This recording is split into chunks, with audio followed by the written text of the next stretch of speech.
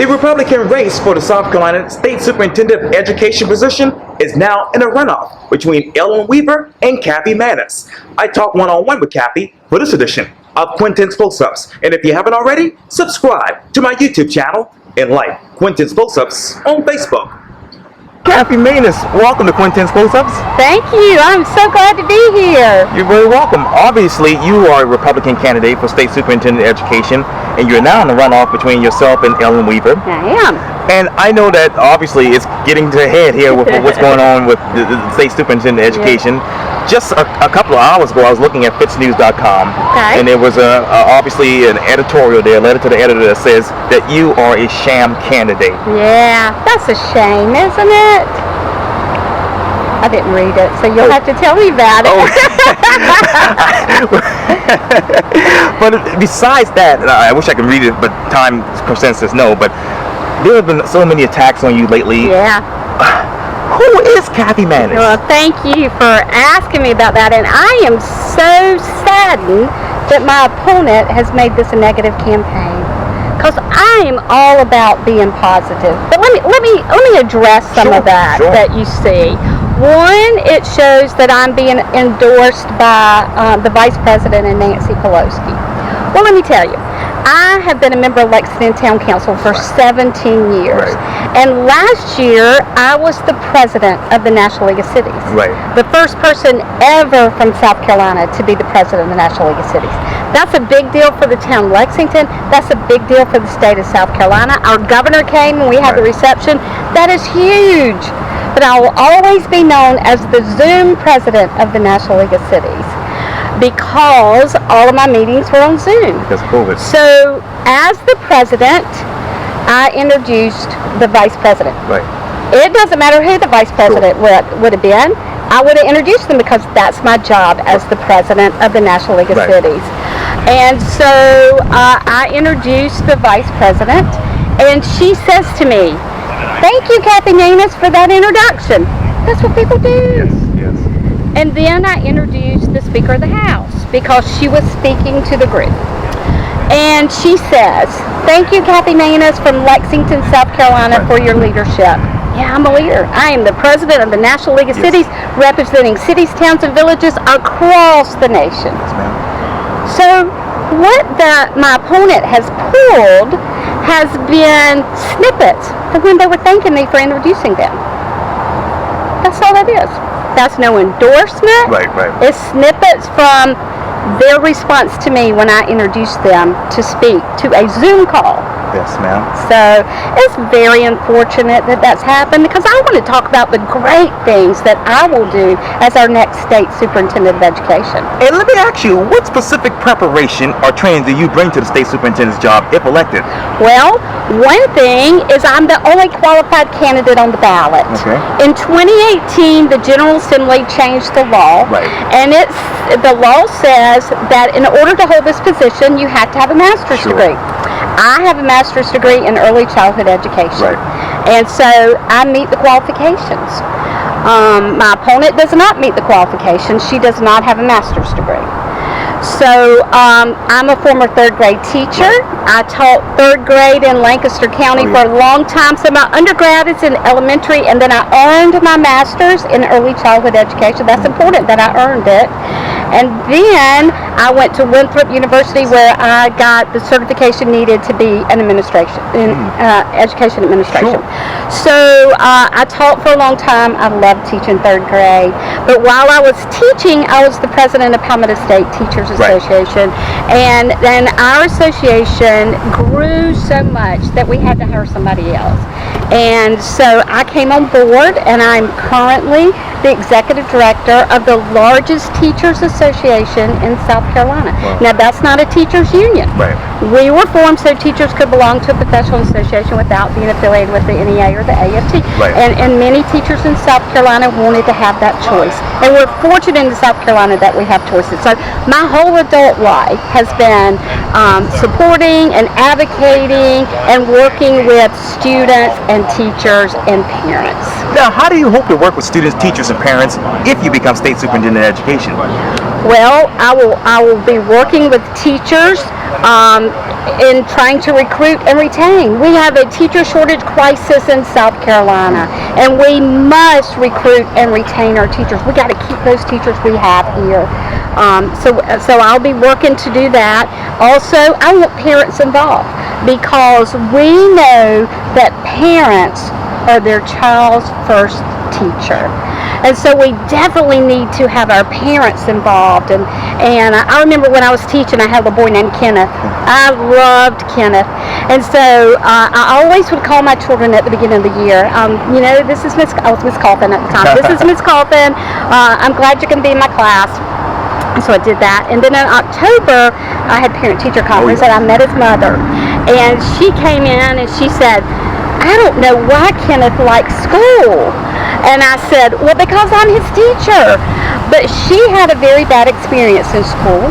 And so some parents have had that, and we've got to let them know that they are welcome. Sure. We are partners in their child's education, and I want to be sure to do that. We also need to have our faith communities involved as mentors. There's so many young people that need that, and we can't go in and talk about our love for Christ, but they will see it on our face. And there's so many young boys and girls in our schools that need that. So I want to make sure that they're involved. Now, Ms. Kathy, let me ask you, what is the current teacher retention rate here in South Carolina? Well, I can't give you the exact numbers, but I will tell you. We have a lot of teachers leaving this year. A lot. And usually we lose them within the first 5 years, but we have veteran teachers who are leaving this year. The last 2 years have been very hard. Right. It's been hard on students, it's been hard on teachers, it's been hard on parents. And but we have to do a better job of keeping our teachers in South Carolina. And I'm going to tell you a couple of things I want to do. Okay. We need less paperwork. They are drowning in the amount of paperwork that they have to do. We need less testing. I had a teacher in Anderson that came up to me and she said, I teach kindergarten and I have to assess my students 38 times. We don't need to be doing that. We need to have less testing, and we have to restore discipline in our schools so that teachers can teach and students can learn. No student should keep my child from learning. And so we have to restore discipline. And I'm going to get back to that in just a second, Ms. Kathy, but how many veteran teachers, say, for instance, in Lexington County are actually leaving? We have more vacancies than we have had in a very long time, and that's statewide. Right. That is statewide. So we've got to be able to retain our teachers. We need to pay them more. I mean, I hear from young people here. I heard from a mother of a young teacher here in Charleston. She said, she's having to quit. She can't afford to live in Charleston and a teacher's salary, and she's tired of working 2 jobs. So we definitely need to increase our teacher pay, and the General Assembly started that this year, and I appreciate that so much. But we've got to add to that, and we've got to make our profession one where people want to come into it and they want to stay. I want to talk about that as well too later. How would you, Ms. Kathy, raise the per-pupil funding for all schools, public schools, to at least a national average? Yes, and we definitely need to do that, and that has to be done in the General Assembly. But I will tell you, as the state superintendent of education, I will be that cheerleader for our public schools in South Carolina. That we need to make sure the funding is going there. We need to make sure it's getting to the classroom. That's important. But I will be the cheerleader who will be working there and use this position as a bully pulpit to increase funding for our public schools and to make sure the money is getting to the classroom. Well, let me ask you this. You obviously you know a lot about the ESSER funds. How much ESSER funds have actually gone to each district in the state of South Carolina? And I know that we did get those funds and that they are going statewide, but they're going in different pots. So the exact number, I can't tell you the exact amount of money that we've gotten. But we have gotten it, and some districts are able to use this to raise teacher salaries, we got a district here, and I'm not sure how they did the funding. I don't know if it was with the ESSER funds or with their general fund, They are providing maternity leave for their teachers. When the gas prices started going so high, they gave them a gas card. For the employees who make less than a certain amount of money, they pay their health insurance. We can do that in South Carolina. We've got to think outside of the box. And so we need to do that so that we can improve and recruit and retain our teachers. And let me hold that for a second, because I wanted to ask you this. How would you encourage raising pay for public school teachers to at least the national average and reinstate those master's and other relevant advanced degrees paid? Right, so that's still there. Right now, teachers get paid on their number of years experience and their education level. So you get paid, and that's called a sale. So you get paid for your bachelor's, and then when you get 18 hours above, you get it. Then when you have your master's, you get it. Master's plus 30, and then PhD. So that's there right now. But we also need to look at different ways of paying teachers. We need to make sure that National Board Certification Supplement goes in there, because many teachers feel like in order to increase their salary, they have to go into administration. And we need to keep them in the classroom.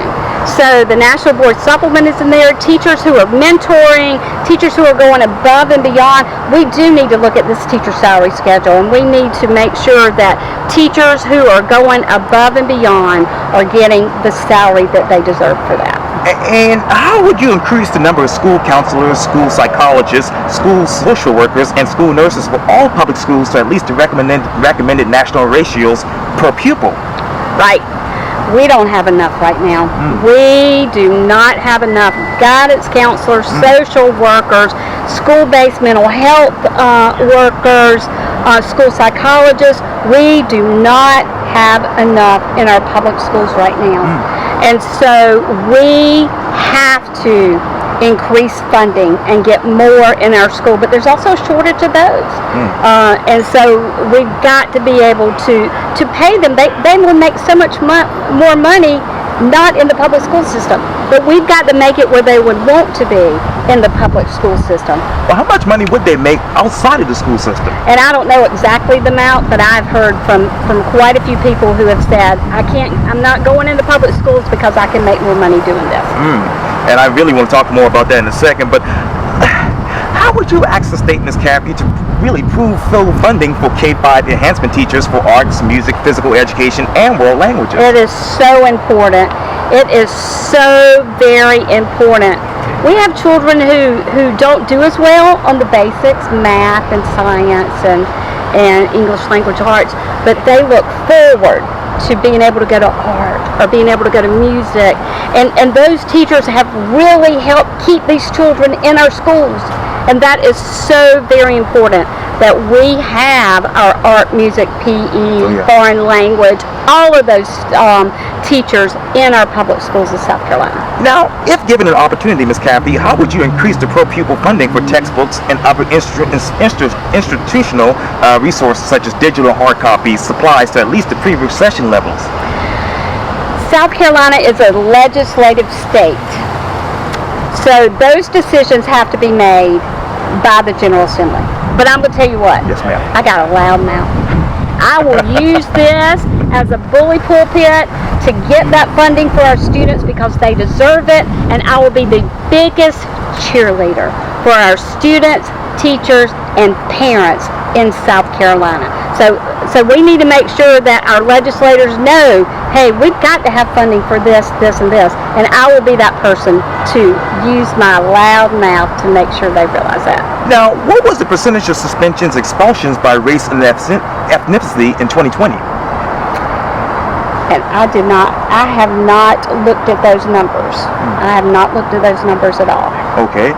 Well, let me ask you this. What is your strategic plan for a fair and equitable evaluation of teachers in schools using a variety of metrics for students and teachers' performance, not just, as you mentioned earlier, standardized test scores? Right. And that's one good thing about South Carolina is we don't use just standardized tests to evaluate teachers. We have an evaluation instrument that administrators use to evaluate teachers. So, it's not a good thing to evaluate a teacher based on what a child did on one day on a particular test. I'll give you an example with my own children. My oldest was always gifted and talented. I mean, she just had it going on. When she was in the 3rd grade, she got internally so upset about the test. Not that I put that pressure on her, and definitely not her teacher. Internally, she did that. They had to take her out of the classroom. And then my middle child, his 5th grade teacher called me and said, my child was the first one finished on the test. And it was quite obvious when we got the scores back. But one thing about the tests that we have in South Carolina, they don't do a good job of letting teachers know what teachers need to do a better job, what they need to put more emphasis on, and they don't let us as parents know what I need to do to help my child. Because when I got that, I went to the assistant principal and I said, wow, look at this score. Of course, they did tell me he was the first one finished, and I said, tell me what I need to do as his mother to help him. And she said, Kathy, you know it doesn't tell us what he needs help on, it just gives us a number. So we got to have tests that help teachers be better teachers and help children realize what they need to work harder on, and help parents know what we need to do to help our children. What type of mechanism would you put in place with the General Assembly to make sure the teachers get that? Well, we need to look at all the testing. We are testing too much in South Carolina. So we need to make sure that we have a test that provides the information to teachers and parents that will make the education of their child and the education of that student better. Now, what percentage of students is making at least 1 year's growth on the NWEA math, reading, and math in the state of South Carolina? Well, I'm just going to have to tell you, you have pulled out a lot of statistics that I have not pulled out. And I'm sorry that I don't have those numbers in front of me, because that is something that I really have to study. But I will tell you, yes, ma'am, we need more growth for many of our schools in South Carolina, and I want to be able to do that. I want to be able to make sure there's a quality teacher in every classroom so that they can provide instruction to those children. I want lower class sizes, because with lower class size you can provide more individualized instruction, and that's what we need to do to make education in South Carolina more successful. Well, let me ask you this, Ms. Kathy. As far as class sizes, how small is too small, and for how long? Well, when you have 28 and 30 in a kindergarten class, that's too big. We definitely need to reduce that, and especially in our lower grades, because they need to be able to have more of that individualized instruction. What I would love, there's some charter schools that have 2 teachers in every school, in every classroom. Man, wouldn't that be wonderful if we could do that in our public schools? What a difference that would make if we would be able to do that in our public schools. Again, it's funding. Again, it's finding the teacher. Sure. Yeah, it's all of that. Now, what percentage of students across South Carolina are actually scoring meets or exceeds the South Carolina Career Ready Assessment, ELA, in math? Not enough. What percentage of students scoring MET or exemplary on the South Carolina Pass Science and South Carolina Pass Social Studies? That's extremely low, and so we have to make sure that we are teaching our standards. And that's one thing we need to talk about, is because so many teachers say, Kathy, there are so many standards, I can't get to all of them. So let's look at, do we have too many standards? Are they not getting to them in time to make sure that the children have some knowledge of it before the test? And I know that does happen sometimes. So we need to look at our standards. We need to make sure we don't have too many. We need to make sure we have the right ones, and make sure that our children are getting the quality of education that they deserve in the state of South Carolina. Which ones are the right ones? I know you got to run, but which ones are the right ones? The right testing. Yes, ma'am. A lot of districts use the MAP test, and I will tell you, a lot of these tests we have to do because of federal funding. Right. And so we need to look at tests that will help our teachers be better teachers, so that they can improve their profession, their craft, what they went to school to do. And we need to look at tests that will help me as a parent determine what I need to do to help my child do better. Now, how much do we actually spend on standardized tests? A lot in the General Assembly, and I don't have the budget right in front of me, but we spend a lot on standardized tests in South Carolina. And we really need to look at, do we need to do all of this? And what are our children gaining from this? And so that's something that I want to take a close look at, because I think that's going to help us retain teachers. If we quit having so much testing, we need to reduce the amount of testing that we do. And I will take a look at all the tests that they're required to do. And do we have to do this? Is this on the local level? Is this on the state level? Or is this on the national level? So that is something that I'll be doing early, is taking a look at the tests that all of our students are having to do. 38 tests in kindergarten, 38 assessments in kindergarten. Let's look at what we're having to do here. And so that is something that I will definitely be looking at quickly in my first year, or actually the first 6 months as State Superintendent of Education. Now, obviously, when you talk about looking at things, what is the state of South Carolina's Superintendent of Education Department budget? Millions of dollars.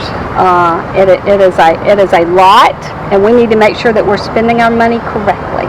And that is another thing that we will be looking at. We need to make sure we're getting as much money as possible to the local school districts.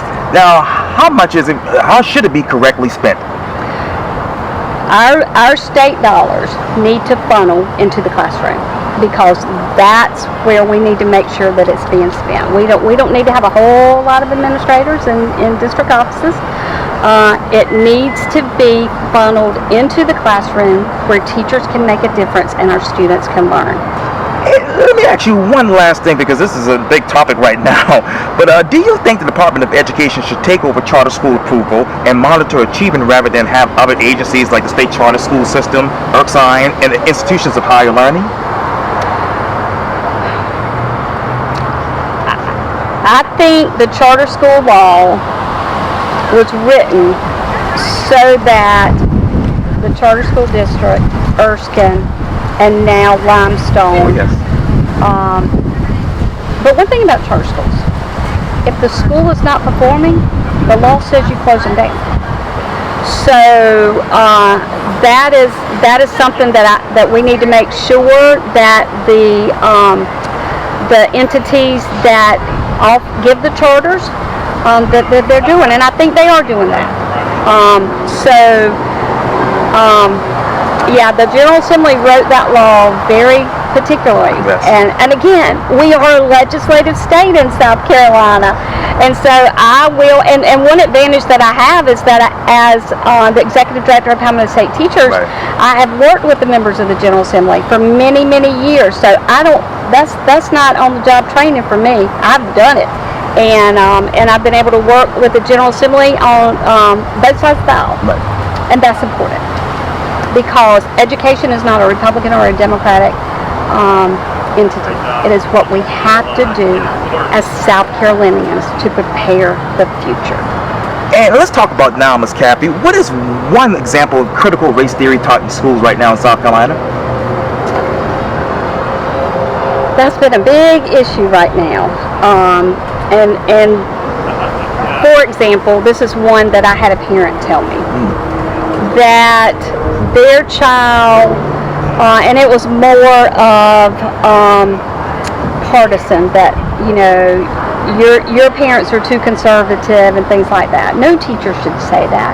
And I like the fact that many people say no child should be able to know if your teachers are Republican or Democrat. And we have to make sure that we teach the history in South Carolina and not make one group of people feel lesser than another group. So, you know, the majority of teachers in South Carolina, they're not teaching critical race theory. We have had some examples of it happening, and that's one reason I want to have that parental portal, so that if we hear that's happening, we can look into that, investigate it. With the Attorney General's office? No, not with the Attorney General's office. I want a parental portal with the State Department of Education, and I want to make sure that that we're teaching the facts, that we're teaching children to teach to learn critically, not critical race theory, because the majority of teachers are not doing that. It's not part of our South Carolina state standards, but they need to learn how to have critical thinking skills, and that's important as for young people to know how to think critically. Now you talk about those examples. What school districts are actually teaching this? I don't think that there's any one district in particular that's teaching this. These are individual examples. Again, critical race theory is not part of our South Carolina state standards, and it should not be taught in any district in South Carolina. And I would love to talk to you more about it, but you got to go when the camera battery says it ran. Well, just let me end with this. Yes, ma'am. I am Kathy Maness, right, and I'm the right person at the right time with the right qualifications and experience to be your next state superintendent of education. And I hope that South Carolina will come out on June 28th and elect me as the next state superintendent of education. And qualifications matter. And if you are elected, or if you win this runoff, I would like to get you back on Quintin's school section. I'll be right here. Yeah. And this is a good place to be. It's nice and cool. Yeah, we'll be right here. So thank you so much. Thank you, Kathy. All right. Appreciate that. Take care. Yes.